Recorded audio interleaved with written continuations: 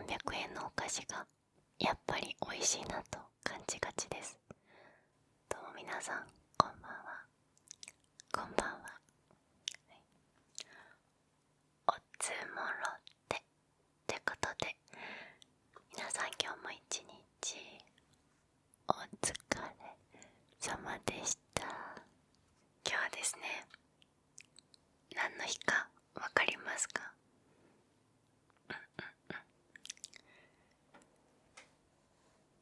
？2月14日バレンタインデーの日になっております。パチパチパチパチということで、バレンタインデーにまつわるお話や恋バナをのんびりおしゃべりしていく回でございます。はい。小学校くらいの時までは友達に手作りチョコを渡すみたいな文化があって、私は料理に関してはかなり不器用でガサツなタイプの人間なので、凝ったお菓子が全然作れなかったんですね。で、そこで考えた小学生ルナシはですね、市販で普通に売っているバームクーヘンに溶かしたチョコをコーティングして固まらせて、チョコバームクーヘンにするみたいなことをやっておりました。あたかもバームクーヘンから一から作ってますよ感を出した顔をして、ドヤ顔で渡しておりました。はい。皆さん、バレンタインにはどんな思い出がありますか？で、今回の動画はですね、なんとマッチングアプリの Wiz さんから案件をいただきました。ありがとうございます。ありがとうございます。ありがとうございます。ありがとうございます。こちらのマッチングアプリはですね、内面を重視したマッチングというのがコンセプトになっていて、価値観の合う人と出会えて自然体の恋が長く続く恋をマッチングさせてくれるアプリになっています。いろんな機能や特徴を生かして内面にフォーカスするようなアプリなので、恋愛に奥手だなと思っている人ほどぜひ使っていただきたいものになっております。はい。で、この価値観が合う者同士をマッチングさせるためにWiz 独自のいろんな機能があるんですよ。今日はその特徴的な機能を実際にやってみたいと思います。はい。一点、こちらの Wiz のアプリは18歳未満の方はご利用できないので、そこだけご注意ください。Wiz さんにすごく興味を持ったのは、ルナシーのアプリへのイメージとしてね、マッチングアプリ全般へのイメージとして、やっぱり相手のこと全然知らないわけじゃないですか。どうしても外見重視になっちゃうんだろうなって思っていたんですけれども、今回Wizさんを見てみる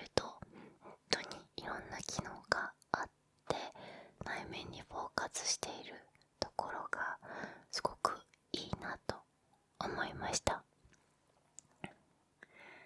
こうもちろんね、恋愛において見た目のなんか清潔感とか最低限のなんかラインみたいなものは多分誰にでもあると思うんですよ。でも結局内面のこの価値観とか大切にしていること、その根底のものが全く合ってないと、結局マッチングしたところでその先がないと言いますか、何も長続きしない関係になってしまうと思うので、しっかりとそこが合うようにと設計されているアプリだからいいなと思いました。価値観をマッチングさせるためにですね、いろんな心理テストとか診断があるんですね。まず一つ目、超性格分析です。こちらをあと二つ目が恋愛スタイル診断というものがあります。今日はこの2つの分析だったり診断を私も受けてみたいと思います。自分の価値観、恋愛スタイルというのを実際に見ていきたいと思います。ちょっとドキドキしますね。ではこちらで実際にやっていきます。マッチングアプリをね iPad でやるっていうちょっといかついですよね。すいません。じゃあちょっと画面録画しようと。皆さんも一緒に考えながらいきましょう。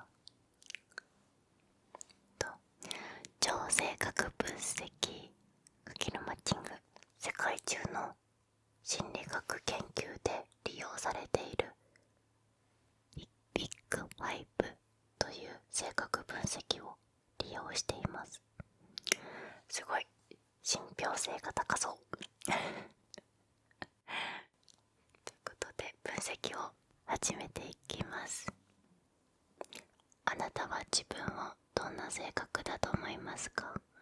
今回は世界中の心理学研究であなたの性格を見ていこうと思います。今からいくつか質問を出しますので、当てはまるものを選んでください。スピード感があったではいきます。人付き合いが好きで積極的な性格だ。これ難しいいや、人とお話しするとか、なんだろうな、遊ぶとかご飯に行くとか、とっても好きなんですけれども、じゃあそれが毎日だったり、なんか頻度高くスケジュールが入ってるとめっちゃ嫌になる。だから世間一般に比べたら積極的じゃない気がするんだよね難しい。どちらでもないの一つ左で、あまりそう思わないくらいにしときます。つい人を批判をしてしまい口喧嘩になりやすい。そんなことはないです。はい。自立心が強く人からもよく頼られる。個人的な意見ですよ。自立心は割とある方だと思うんですけれども、人からよく頼られるかどうかというと、とても微妙なところになっております恥ずかしいですね。な。もうこれは苦渋の決断ですが、どちらでもないを選びます。苦渋の決断です。次、心配性でよく動揺してしまう。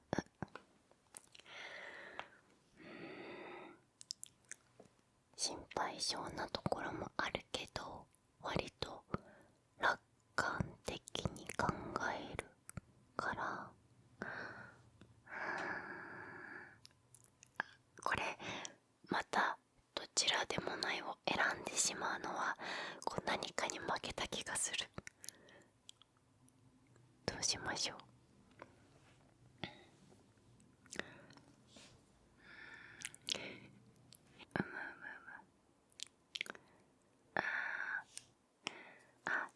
少し思うにしておきます。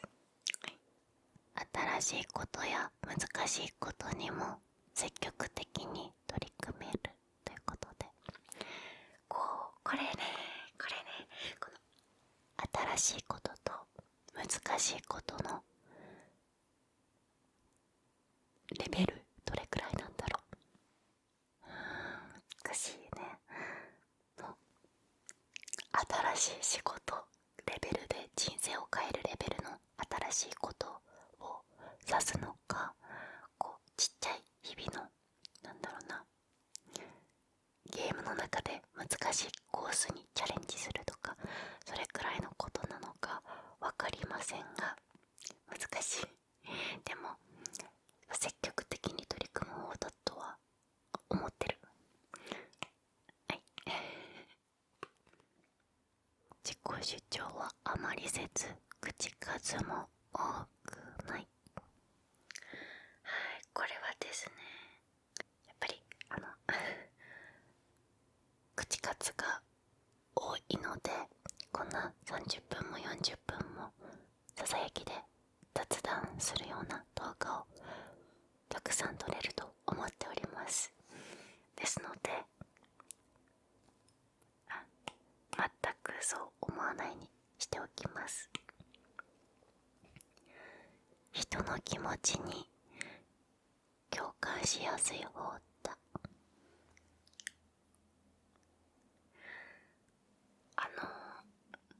そうだな、すごく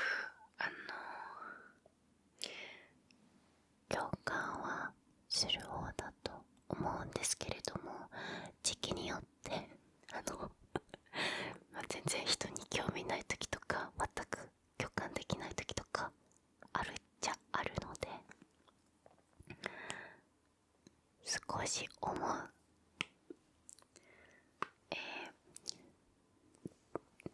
物事にはこだわりがなく愛想がないと言われる。そんなことない、そんなことない。愛想はあります。めっちゃあります。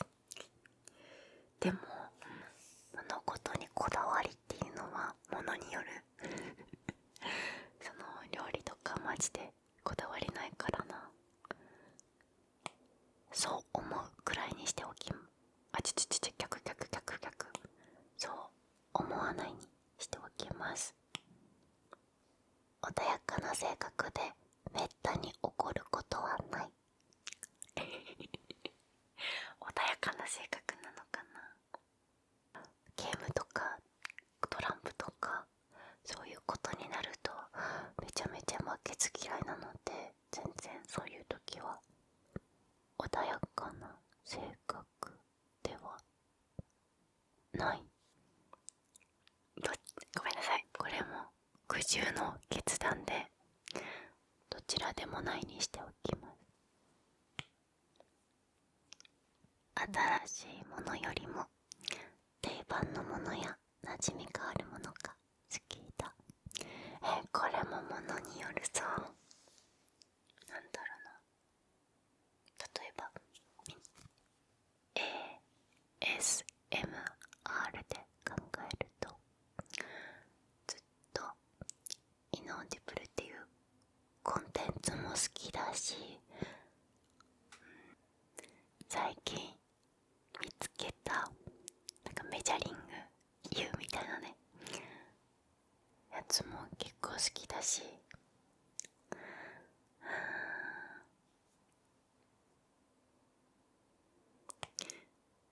そう思うくらいにしておきます。お疲れ様でした。あなたは研究者タイプだって。あなたの性格で人と大きく変わっているところはその感受性の豊かさで、普通の人よりも不安を感じやすく動揺しやすいタイプ。石橋を叩いて渡る慎重に物事を進める特性を持っています。動揺しやすいという性格はつまり致命的なトラブルを避ける能力に長けている。友人や恋人と衝突してしまった場合、何もかも私が悪かったと極端に考えてしまう傾向があります。冷静に出来事を見つめ直し熟考すると人間関係もうまくいくでしょう。ということで、私研究者タイプだって。そこ潜在的な危険を察知し回避する慎重派な研究者。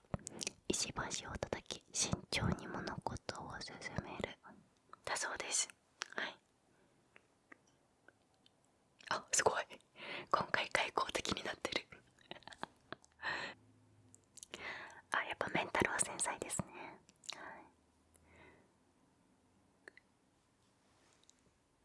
キャラクターとしてはいじられキャラいじられキャラリア充貯蓄か。運がいい。はい、運がいいです。サプライズ好き。モテるらしい。嬉しい。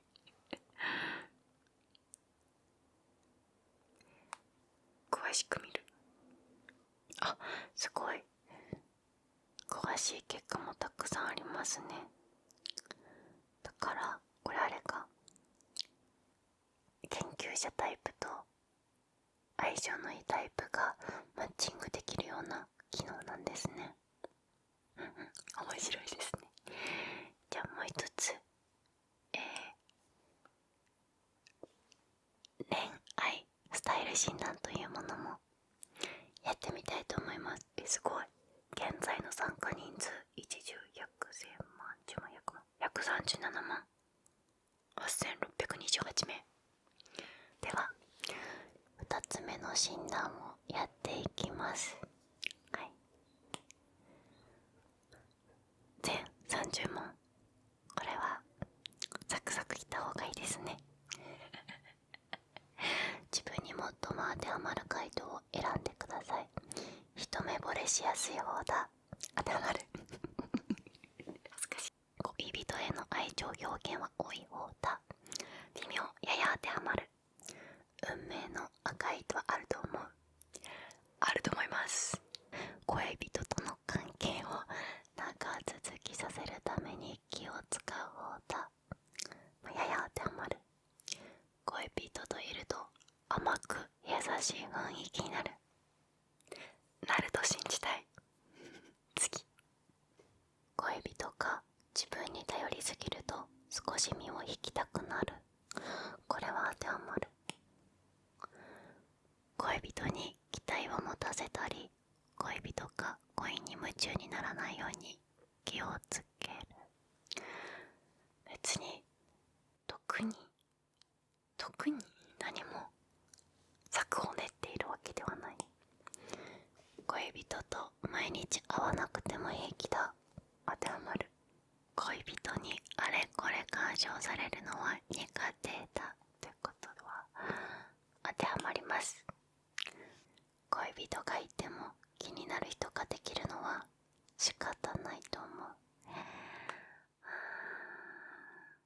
恋愛的にでしょう。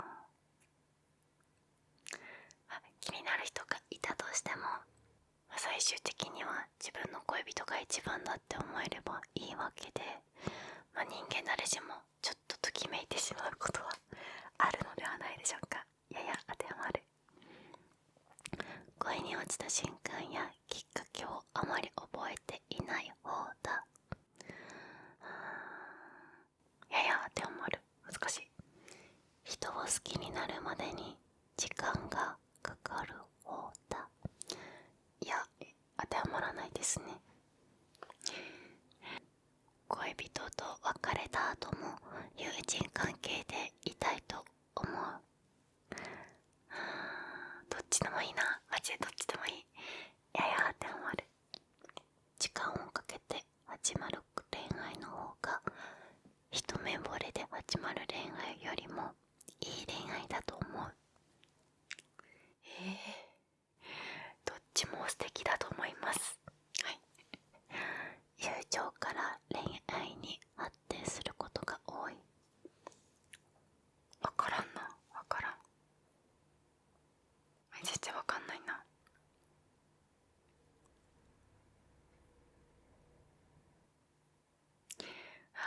なさそう。なんか案外なさそうな気がする。どうなんだろう。友達は友達だからな。当てはまらないにしておこう。次へ。好きな人と深く関わる前にその人がどんな人になるだろうかとよく考える。深く関わる前にどんな人だろうは、まあ確かに考えるね。恋人を選ぶとき、その人が私の経歴にどう影響するかを考える。経歴、人生ってことかな。恋人は自分の人生に影響を与えるから考えるっちゃ考えるよな。経歴って言い方はどうなんだろう。わかんないけど。恋人を選ぶとき、その人に経済力があるかどうかを考える。そうですね。お金持ちじゃなくてもいいんで、アルバイトでも正社員でもマジでどうでもいいんですけど、でも完全紐だったらきついですよね、これは。だからやや当てはまる。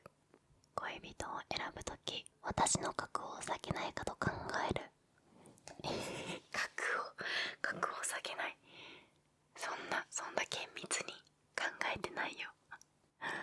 恋人を選ぶとき、その人の学歴や育ちが私と釣り合っているか考える。マジでどうでもいい。本当に。恋人が自分を気にかけてくれないと気がめいってしまう。確かにずっと気にかけてくれてなかったら悲しいですよね。やや当てはまる。恋人が自分以外の異性と仲良くしているところを想像すると落ち着いていられない。まあ確かに自分で勝手に想像してそわそわしてあっても意味ないけど、まあなんか2人で会ってるとかあったらそわそわしちゃうよな。やや当てはまるで。何をしている時でもつい恋人のことを考えてしまう。そんなことはないでしょ。恋人は自分だけのものであってほしい。そんなこともない。自由に羽ばたいてほしい。恋人の愛情が少しでも欠けていると感じたときは悩み苦しむ。そうだな。苦しむまではいかないけどちょっと悩みそうだな。恋人が苦しむくらいなら自分自身が苦しむ方がマシだ。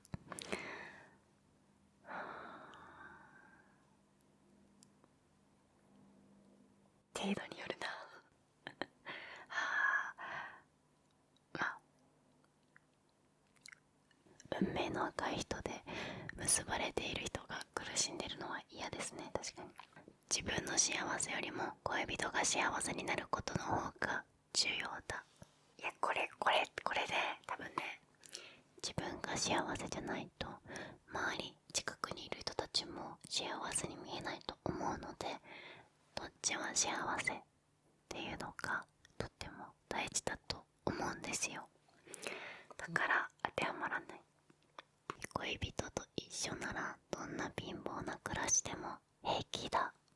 当てはまる。恋恋人のためなら死ぬことさえも恐れない。それはさすがによ。死は怖いよ。まだね、まだ死は怖い。自分がどんなに辛い時でも恋人に対してはいつも優しくしてあげたい。これ理想ですよね。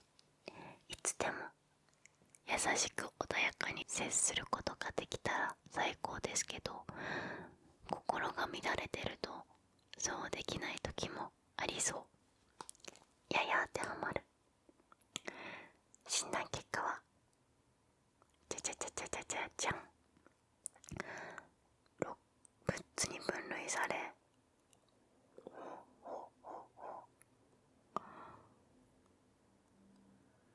隣り合わせの方と相性がいいと言われている。私情熱的な恋愛を望むアモーレ型。お相手の外見に強いときめきを感じ、衝動的に恋愛が始まる。恋人ができると恋愛に没頭し、ロマンチックな考えや行動をとる。アモーレ型やアガペ型、マニア型となら居心地のいい関係が作れる。私の恋愛スタイルは情熱的な恋愛アモーレ型らしいです。面白い。つまりだから私の場合だったらマニア型とかアガペ型の診断結果が出ている人とマッチングするとより価値観が合いやすいということですね。はい、面白い。めっちゃ皆さんもこれ特に恋愛スタイル何型だったか教えてください。でこの他にもね、診断だけじゃなくって好みカードっていうのをプロフィールに設定するとお互いの好きなものや好きなことが一瞬でわかるという機能もあります。多分ルナシだったらこのカードにスプラトゥーンが好きとかコーヒーが好きとか本が好きっていうカードを設定するかなと思います。で、あとその他に個人的にいいなと思った機能は会う前でも気軽に話せる Wiz の通話機能というのがあります。これアプリ内で通話ができる機能なんですけれども、やっぱり知らない人と初めて会うとか会う前から別の通話できるアプリの連絡先を交換するって結構ハードルが高いじゃないですか。だからこうやってWiz のアプリ内で気軽に通話ができるのはいいなと思いました。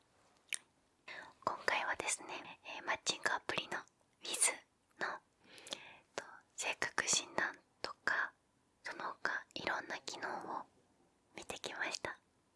価値観診断をすることでなんか自分も知らなかった自分の一面とか恋愛スタイルを知ることができてすごく楽しかったです。新しい恋に踏み出したいとかマッチングアプリ使ってみたいけどどれを使えばいいのかわからないと迷っている方はこれを機会にWizを使ってみてはいかがでしょうか。はい、案件動画はすごく自分が話す内容とか結構難しいな、どうしようかなって思っちゃうんですけれども、これはすごく楽しくテストを受けて楽しく、紹介することができました。いいバレンタインデーになりました。ということで、皆さん本日日もここまで聞いてくださってありがとうございました。おやすみなさい。バイバイ。概要欄に Wiz の